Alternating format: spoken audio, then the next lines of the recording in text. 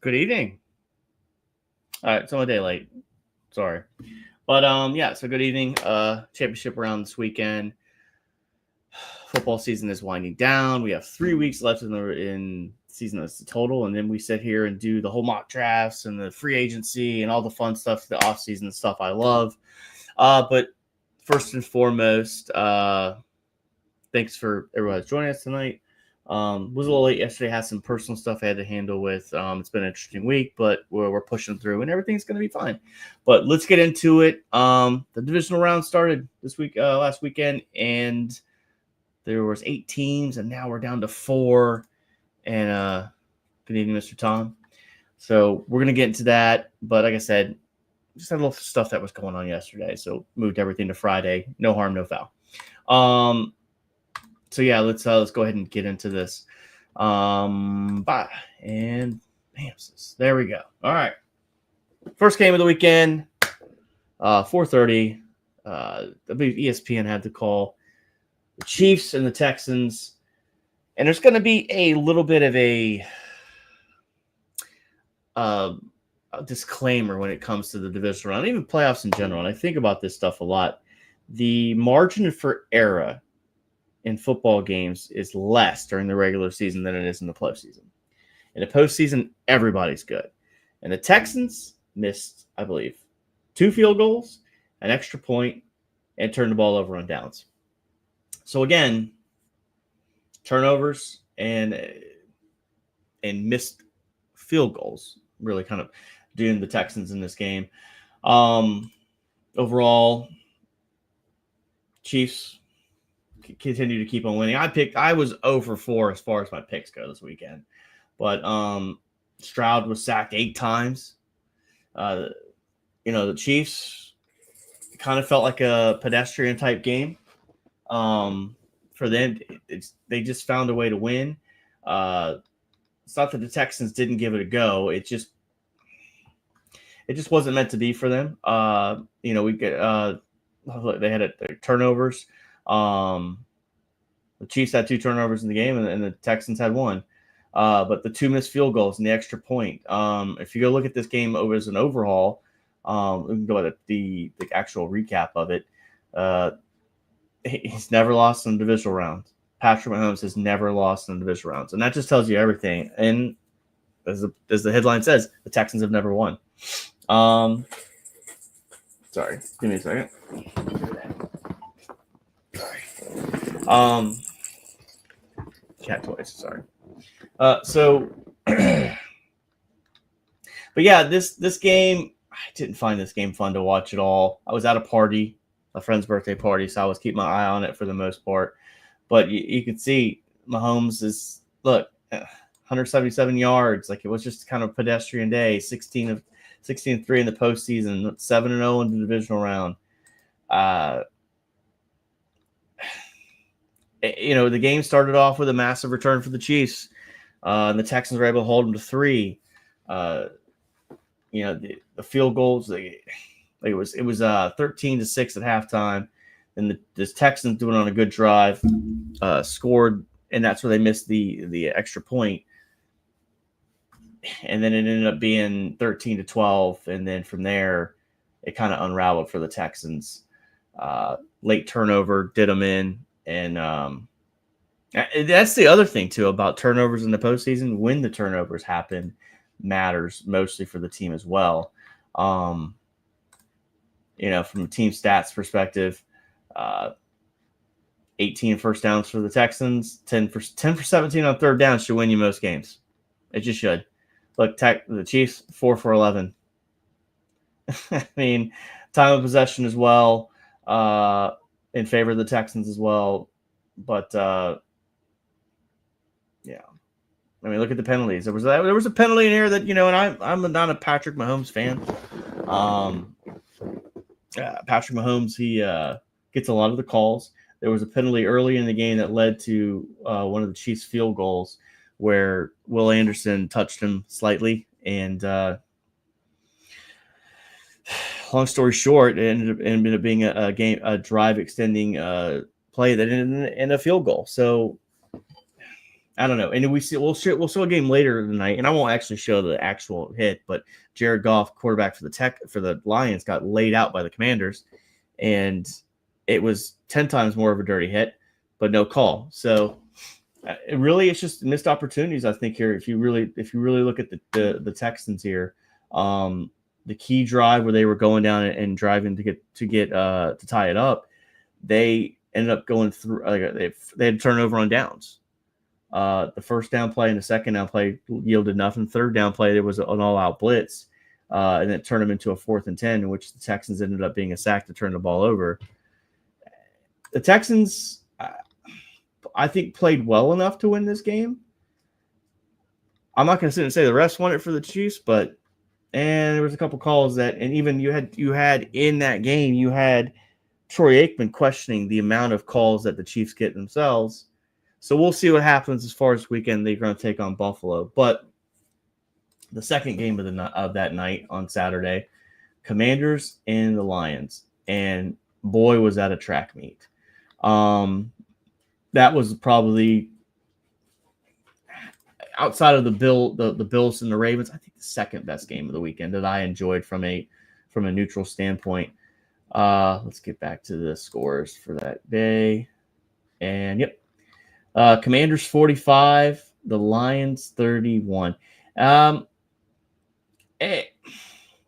Lions coming into this game, if there was one thing I was going to sit there and say that, hey, this is probably a weakness that they have, is that their health on their secondary was not there. Their health on defense wasn't looking good at all. I'm not going to say the Chiefs are favored, but the Chiefs are favored. Yeah, I mean, they're at home. I imagine the line's probably 2.5 or something like that. But yeah. So this game,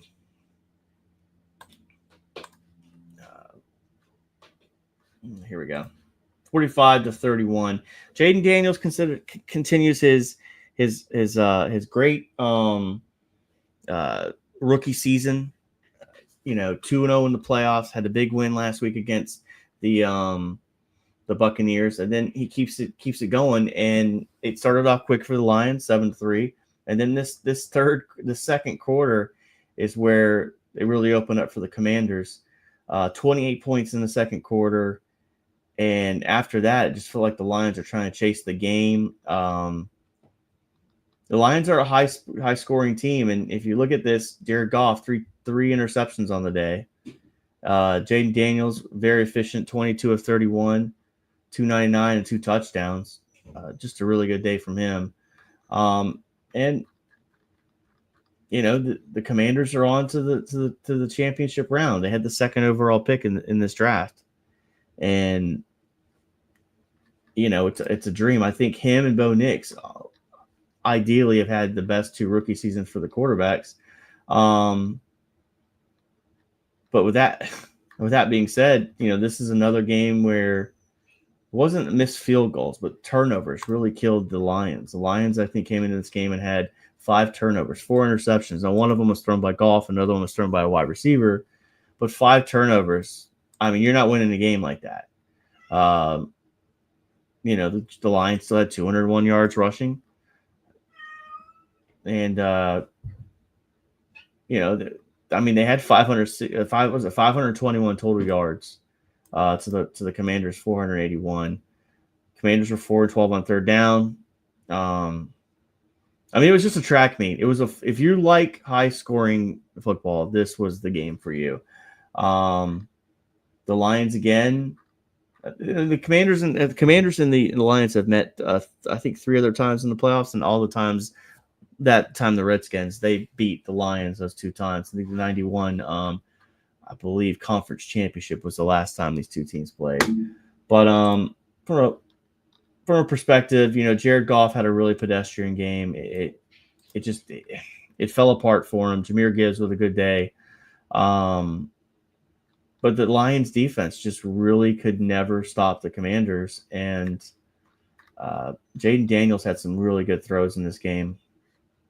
But we'll move on to Sunday now. And Sunday, we had the Rams and the Eagles. And I picked the Rams to win this game. And the Rams almost did it for me. Not anti-Eagles. I just kind of wanted to see the Rams win. Just because I thought, the way they were playing coming into the postseason, they blitzed the Vikings last week. Really didn't expect, the Eagles to win this game. Obviously, I was wrong. I was wrong all weekend. But, Barkley had 2 big touchdown runs, and it came down to a fourth quarter drive from the Rams where they turned the ball over on downs. So that sets up an Eagles-Commanders matchup this week. But yeah, there was turnovers from the Rams late in this game as well. And that's where, again, if you turn the ball over late in the game, and to me, I know turnovers on downs don't make it on the stat sheet as actual turnovers. But if you turn the ball over on a 4th and 10, you try to go for it, to me, that's a turnover. Because one, it depends on where you're turning the ball over as well. Because you go back to the Texans game, the ball was about midfield, right? And then C.J. Stroud gets in this long negative 15-yard sack. So you should have just punted the ball. So, the turnovers on downs don't show up on the stat sheet as far as actual turnovers, but they are turnovers. And the Rams in the fourth quarter had a couple of those. Let's go look over here. Let's see. Right here, they couldn't capitalize off of safety. It was 16-13. They got the Rams and the Eagles back up to their own goal line, and there was a fumble, not a fumble, but they end up getting Jalen Hurts in the end zone, sacked. They get the touch, the kick, the punt safety back to them, and 2 plays later, they fumble the ball. So they couldn't capitalize on that. Eagles get a field goal out of it, and guess what? They get the ball back and fumble it again. So the Rams really had a legit chance here. 15-16, you could capitalize. And I'll tell you what, from a visual aspect, the Sunday games were beautiful with the snow. There's nothing like snow in NFL football. And the problem we're going to have is probably 10, 20 years from now, a lot of these stadiums are going to be dome stadiums, and we're going to miss. Just go look at some of the pictures from this game. Just beautiful the way the snow was falling down. And LA fumbles the ball again. And guess what? Philly takes advantage of it again. So,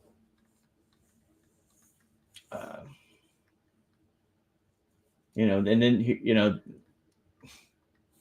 and it's very unfortunate because you look at something like that. That's 2 fumbles. The Rams were able to go on a quick drive to score a touchdown. They basically forced Philly into a 3-and-out. And here you go, 10 plays, 60 yards. This is the last drive for LA, and they were down 6. So all they had to do was score a touchdown and get and kick an extra point to win it. But you had a massive pass here on this play where Matthew Stafford hit Pua Nakua for 37 yards and put them at the Philly 21. So, they ended up having it just 4th and 11. The 3rd down and 2 play. This is the play that I think changed the game right here and sealed it for the Eagles. Matthew Stafford hit Nakua for 10 yards. That made it a 3rd and 2. On the 3rd and 2, Matthew Stafford took a 9-yard sack. 4th and 11, and then he overthrew the pass, and I think Jalen Carter hit him, the defensive tackle for the Eagles, and that was really it. And then that game ended there. So Eagles will host the Commanders on Sunday. That's going to be, I believe, the 3:30 kick. We'll talk about that here in a second. But the last game of the weekend, Ravens-Bills, and it didn't disappoint. This game really didn't disappoint. And I want to say this before I really preface this. There was going to be something that was going to be talked about with this, whoever lost this game. And I said this last week. Whoever loses this game is going to get this unfair mantra that they can't win the big one. And you can go look at the Ravens and their playoff losses that's happened with Lamar and kind of go, well, maybe. It's not the first time Mark Andrews has dropped the ball. Like, this was a weird game. Buffalo was up 21-10 at halftime, but the second half was really won by Baltimore via score. but there was turnovers in there and a failed missed point. The let's go look here at the play-by-play. Baltimore opened the scoring, 7-0, and then the Bills answered right back. And they were two really long drives, so you're thinking, like, okay, this game is going to be kind of a game of keep away. Lamar Jackson throws a pick on the ensuing drive, turns it to a punt for the Bills, and then of course you've got a fumble here, and this is fumbled by Lamar Jackson. So that's 2 drives in a row that Baltimore turned the ball over. Buffalo capitalizes, scores a touchdown, and again, I said something earlier when we were reviewing the other games. Turnovers and missed field goals have a massive impact at this time of year.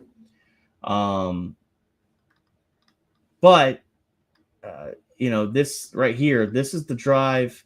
So it was the 13-21. This one was weird for me right here because Buffalo was up 21-19, and this was the Ravens decided to go for a 2-point conversion, and they failed it on it. First and goal from the 5, so now you're down 2. I get why you would go for 2, like it makes sense, but I'm also wondering, like, early in the game, do I just kick the extra point? But again, going for 2 was the right move. I don't know if the play call was right.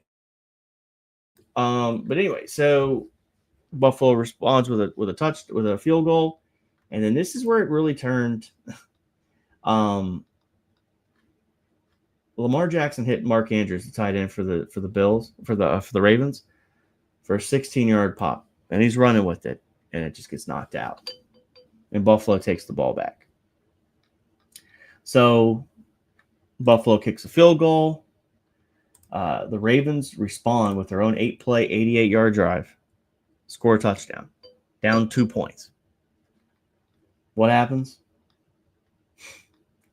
Lamar Jackson tries to pass the ball to Mark Andrews. He drops it. And I think he probably could have had it too. But that's the end of the game. Buffalo recovered the onside kick. And that was it. And Lamar goes home, and Josh Allen moves on. And again, last week I said this about, hey, who's going to be the MVP of the season, for the quarterback position. I thought Lamar was going to do it. And I just wonder exactly what happens going forward with that, if people have already passed their vote, if Josh Allen can go into Kansas City this weekend and defeat the Chiefs, would he get the MVP? Maybe. I don't know, but Lamar definitely had a really good season. I think he had 44 touchdowns, 4 interceptions. But in the big moment, and we can go up and down on this game. We'll go look at some of the stats here, but they had turnovers, 3 fumbles in the game, an interception. Like you can't win doing that stuff. 1 interception thrown by Buffalo, and then 2 fumbles. 3 turnovers by Baltimore. 1 of them's an interception, 2 fumbles. And, of course, one of them is the Mark Andrews fumble. Then Lamar, in the biggest moment, had 2 turnovers. So, I don't know.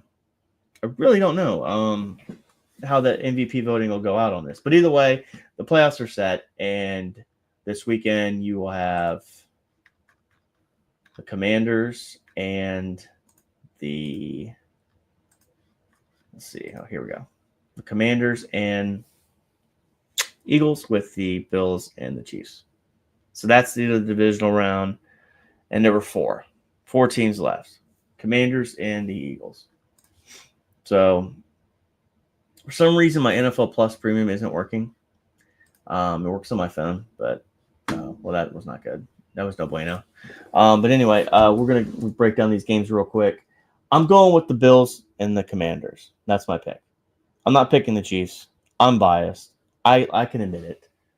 And as far as the Commanders and the Eagles, I really like the story of Jalen Daniels. So I'm picking that one. But the first kick, Fox on the kicks. You're probably going to have Brady on the call. 3 p.m. Sunday. Commanders at Eagles.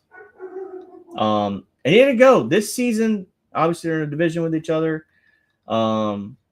The last time they met, Jalen Hurts got hurt, and the Commanders ended up winning this game 36-33. So from a season meeting exploit, let's see if I can pull both of them up. But you can see right now that the Eagles are a 6-point favorite. Over-under is 47.5. I think the Commanders are going to win this game outright.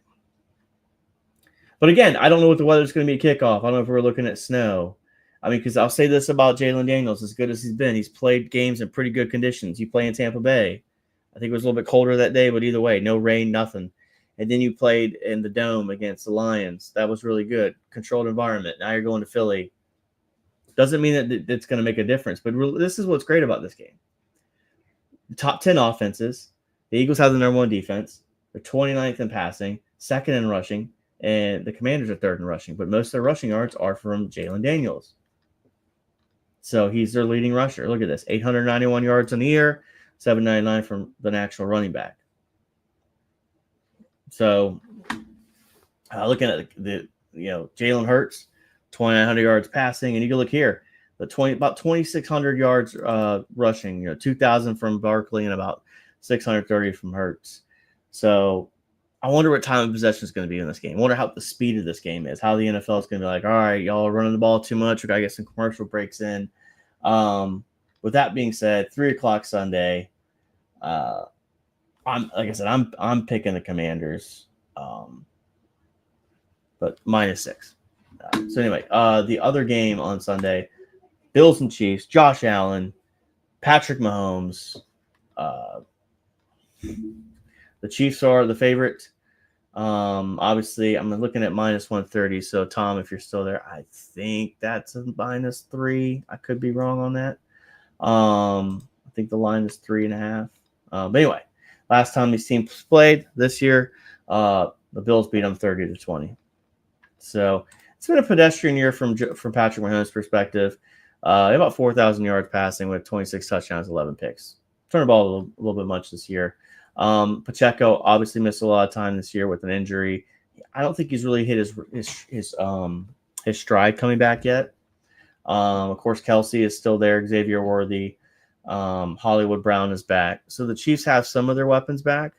Not figured you were. I didn't know if you knew the line. If there was, I think it's 3.5 for the Chiefs over the Bills. It's not showing up on here, but both these teams. Chiefs are really good on defense. Buffalo's kind of struggled on defense. Buffalo's very balanced when it comes to running the ball and passing the ball. I haven't picked the score on this. I'll pick the scores here in a second. But I just think it's Josh Allen's time.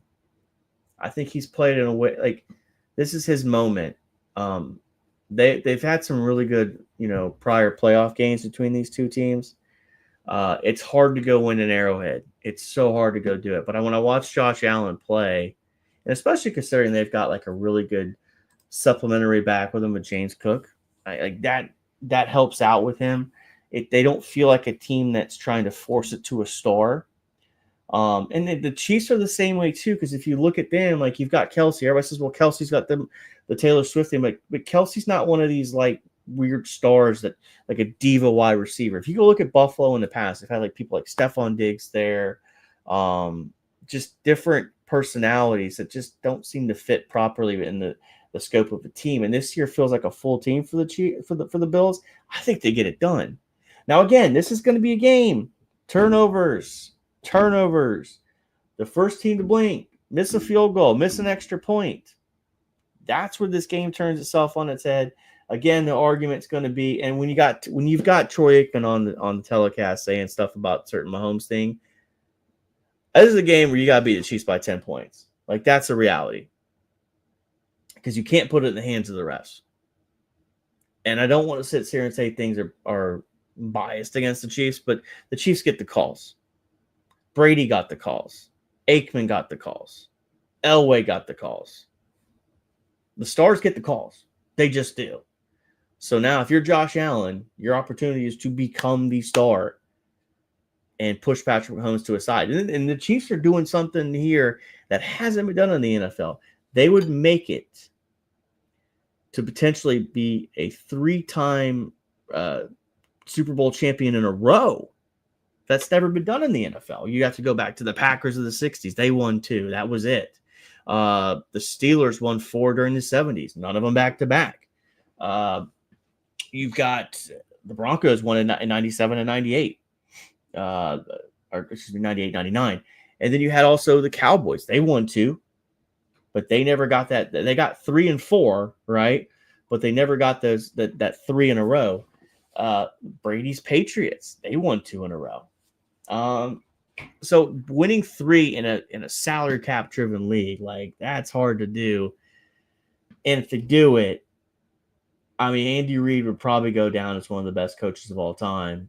I think if he's not already there on many people's lists.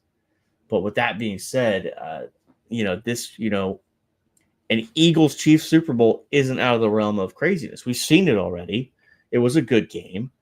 But yeah, I don't think the Steelers went back-to-back. I'm starting to think I may have been wrong on that. I'm pretty sure the Steelers did not win back-to-back. But I'm going to go look up past Super Bowl winners because I have been wrong on things. And I'm just like 95% sure on that the Steelers never won back-to-back. So you got the Chiefs here, 58 and 57. The Patriots won back-to-back, I want to say right here, 38 and 39. So they won over the Panthers, and then they won over the Eagles. And I believe in 2006, the following year, the Broncos knocked out the Patriots in the divisional round.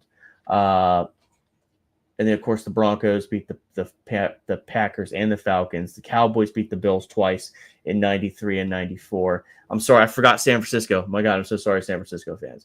San Francisco beat the Bengals and the Broncos back-to-back in the mid-'80s. Let's see what else here. Pittsburgh. See, I knew I was wrong on this one. Pittsburgh won back-to-back twice, 75, 76, and then 79, 80. So Dolphins, of course, won 2 back-to-back, 73 and 74. Look at me. I missed this stuff. But either way, it's hard to win 3. Like, that's just not done. So, but anyway, so let's see. The next topic of discussion, let's pivot to some Broncos news. Because everybody's probably here for Broncos news, not for regular NFL. So Pat Surtain got named to the AFC Defensive Player Awards. Pat Surtain, corner for the Broncos. Your captain. We also got him, I believe. So he was the 3rd player to be named in franchise history for the 101 awards to AFC Defensive Player of the Year, joining Lyle Lozado and Randy Gradishar. He'd be the first cornerback to earn the honor since Stephon Gilmore in 2019. And here you go. In addition to tying career high in interceptions, recording double-digit pass breakups in the 4 consecutive seasons, Surtain ranked at near the top of every advanced coverage statistics. According to NFL's Next Gen Stats, Surtain allowed the fewest total yards, fewest yards per coverage snap, and the lowest target rate of any quarterback with 400 coverage snaps in 2024. So basically, it's like Revis Island over there. So he was named to the Pro Bowl. Bo Nix has also been named as an AP Rookie of the Year finalist. Jaden Daniels is going to win that. Congrats to Bo Nix for being honored to to apply for that, or not apply, but be awarded the opportunity to win the Rookie of the Year. But we all know it's going to be Jaden Daniels. We know this. And then there you go. Sean Payton also was picked up for Coach of the Year finalist, and I think he can win this one. I don't know who else is looking at. I have to see who else has been honored in this, but you have to look at it from this. Oh, here we go. Lions Dan Campbell, Vikings Kevin O'Connell, Commanders Dan Quinn, Chiefs Andy Reid. It's probably going to be Dan Quinn. You took a team, and this I'll make the argument for Sean Payton. You had a team with $85 million dead cap space. You moved on from Russell Wilson. It was the biggest dead cap hit in NFL history. And you still found a way to win with a rookie quarterback and make it to the playoffs. I don't know. I don't care if Dan Quinn took the 2nd pick overall team and made it to the NFC Championship game. Don't care. Then were they in dead cap hell? No. So it's probably going to be Dan Quinn. But congrats to Sean Payton for being nominated. There we go. Cat's out my tongue. But yeah, so that's what's happening here. Jonah Ellis makes the Pro Football Association all rookie team. But yeah, so I don't know if there's anything else. We're gonna. So obviously, one of the other things that was discussed was NFL mock draft, and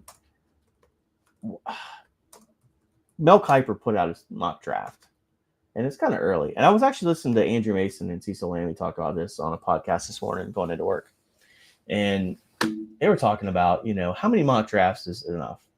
We're gonna do a mock draft on this channel. We're gonna do one. Or I'm gonna share the results of my mock draft. But let's go to Walter football, because I want to come back to Mel Kiper's, because he has an interesting pick for the Broncos at 20. But again, this is according to Charlie Campbell and Walter mock draft. Shador Sanders with the Titans at the 1 overall pick. Cam Ward number 2, and then number 3 got the Giants taking Travis Hunter. But we're going to go down here and see what the Broncos, where he has the Broncos taken, because that's what we care about. But rounds 17 through 32, the 20th overall pick, he has the Denver Broncos taking Tyler Warren, tight end, Penn State. So if we're going to pivot to Mel Kiper's, Mel Kiper has, let's look up Mel Kiper. Mel Kiper has a running back out of Boise State.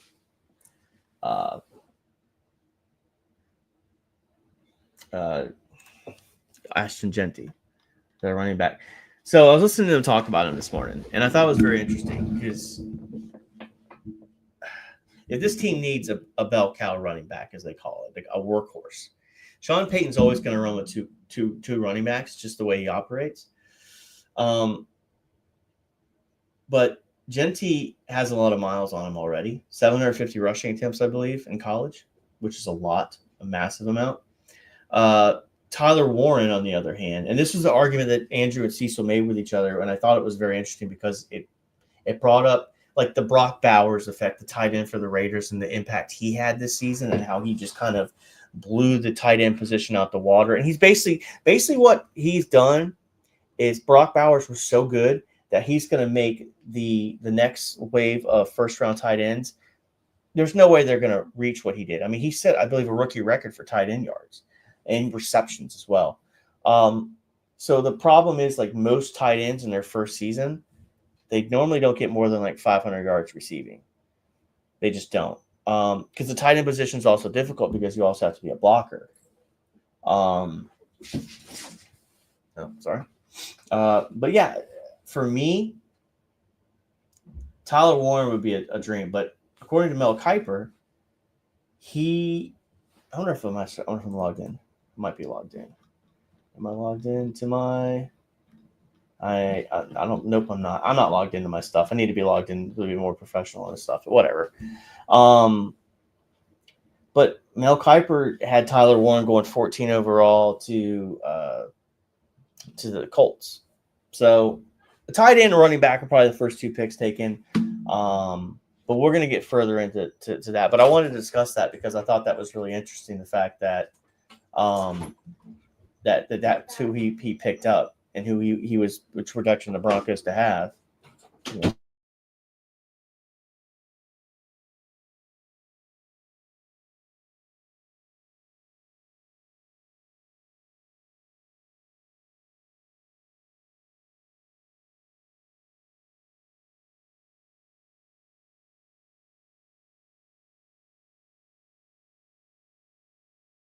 Sorry about that. But anyway, so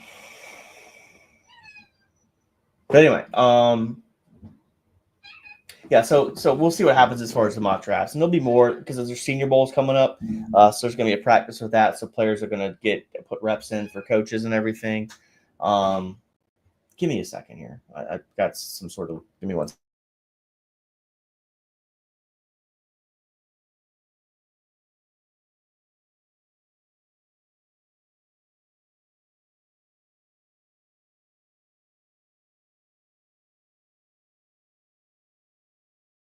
Sorry about that. We have 4 foster cats, and Someone brought their food in, so now they were going nuts. Sorry about that. Anyway, it's not fun if there's not a little bit of interruption, right? Anyway, so it's a mock drafts. You have the Senior Bowl coming up, so there's going to be evaluations there, and basically,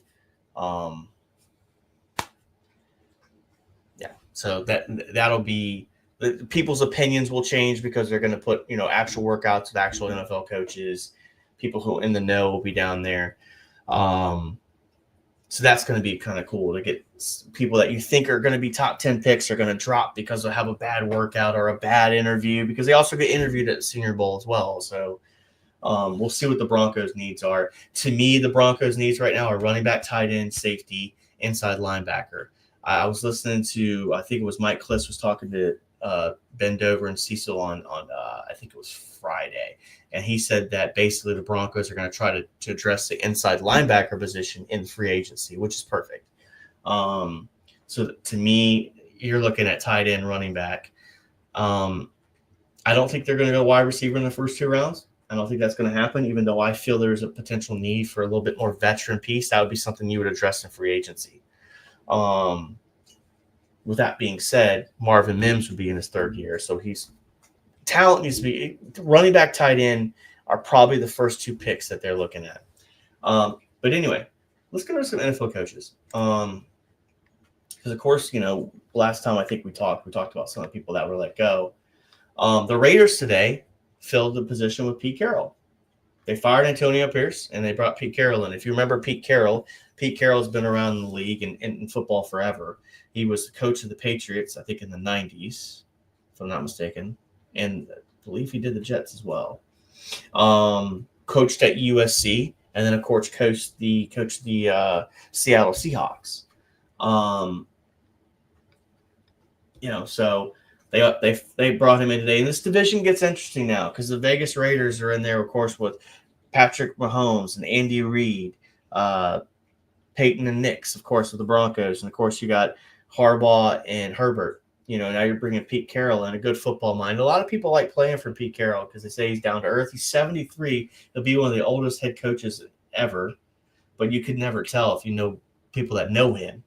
So it's an interesting pickup because they don't have a quarterback. So I'm making a prediction here. And I'm going on a limb here. I think the Raiders are probably going to try to draft a quarterback. Wow, that was going out there. I also think that he might bring Russell Wilson into the Raiders to be the quarterback, the bridge guy. I don't know. There was that issues in Seattle. Who knows? I need to bring a quarterback so I keep my job. I don't know. But that's my prediction. I think they might kick the tires on that one just to see what that would cost to bring him in. Jacksonville Jaguars, Liam Cohen. He was working with the Tampa Bay Buccaneers. They fired Doug Peterson on January 6th. He's offensive coordinator. So the Jags are going to go with Liam Cohen. Not too familiar with his history or anything. The Jets, Aaron Glenn, cornerback. They drafted him in 1994. He was the defensive coordinator for the Detroit Lions.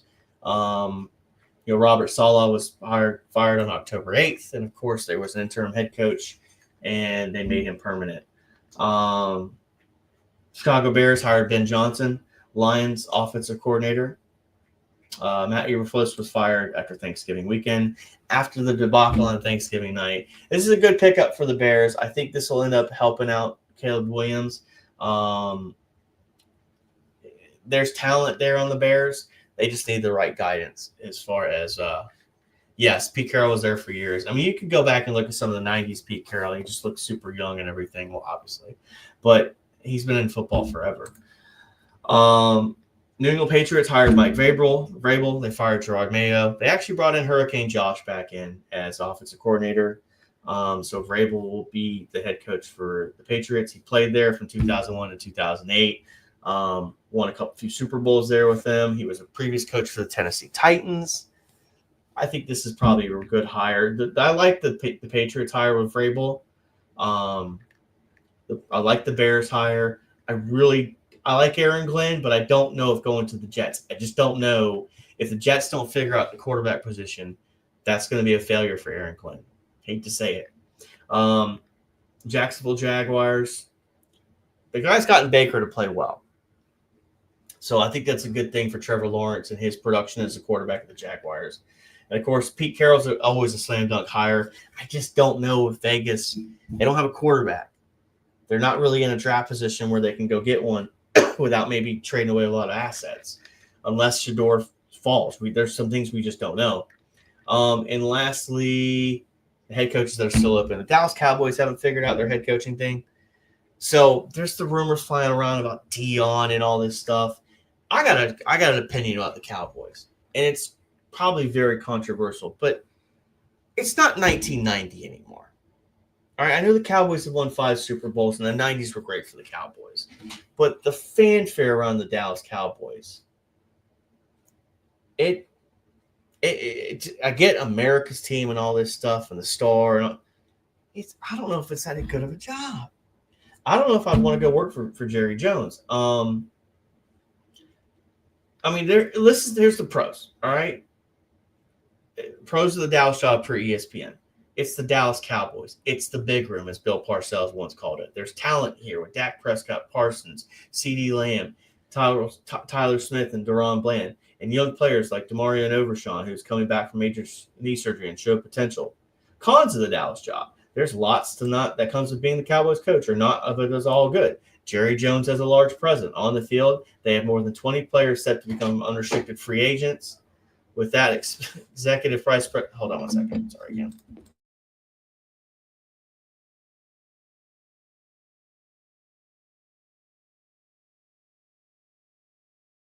Sorry, we had an unexpected visitor. And they said that their salary cap is going to be tight this year's season. So, and what do you do with Dak Prescott? He's coming off a major injury as well. So, what do you do? New Orleans Saints, this is an interesting job because I think this is still a winnable division. And here's the other thing about the Cowboys. You still got the Eagles to deal with. They've got Jalen Hurts. And then you also have to deal with Jalen Daniels and the Commanders. The Giants aren't very good, but they're going to be able to draft someone potentially and to find a replacement. So you're sitting there having to compete with them, and it's a competitor league. You don't come in here if you don't want to compete. So nobody doesn't go and backs up to it, but it's a really hard job, I think, to go into. And here we go, New Orleans Saints. This is where I think this is a decent job because it's New Orleans. It's the Big Easy. You got the Panthers in your division, who there's a resurgence with Bryce Young as quarterback. You also have to deal with the Falcons, and they've got their quarterback with Michael Penix. And then, of course, the Buccaneers with Baker Mayfield, who now have 2 first-round exits under the belt. So this is an interesting job. Do they bring Derek Carr back? Who's going to be the quarterback? There was a lot of continuity there. So, Sean Payton pretty much moved on. And, there are salary cap issues, but I just don't know. I don't know who the quarterback's going to be. I know I talk about quarterbacks a lot, but I think that's a massive thing. You have to have quarterbacks. And if you don't have that position figured out, then you're going to struggle. But yeah, so I think we're done for tonight. Of course, we'll be back next week. I'll try to do the Thursday schedule again. Like I said, just some things popped off that just I wasn't really expecting. And it is what it is. Things happen. But enjoy the games this weekend. Just to remember, the Commanders-Eagles play first at 3 o'clock. And then, of course, you have the Bills and the Chiefs at 6:30. And then the following weekend, we have the Pro Bowl, and there's a flag football game. If you're into that stuff, I don't really watch the Pro Bowl.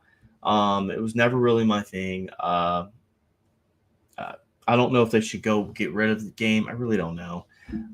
But either way, it's a break between the Super Bowl. And let's hope that we don't have to see the Chiefs in the Super Bowl. I mean, come on. Like, that's something that it speaks for itself. But like I said, have a good weekend, everybody. It's been cold here. It snowed Wednesday. This place shuts down when it gets cold and when it gets snowy. So whatever. But that's how it works. But everybody take care and enjoy the rest of your week. And go Bronco.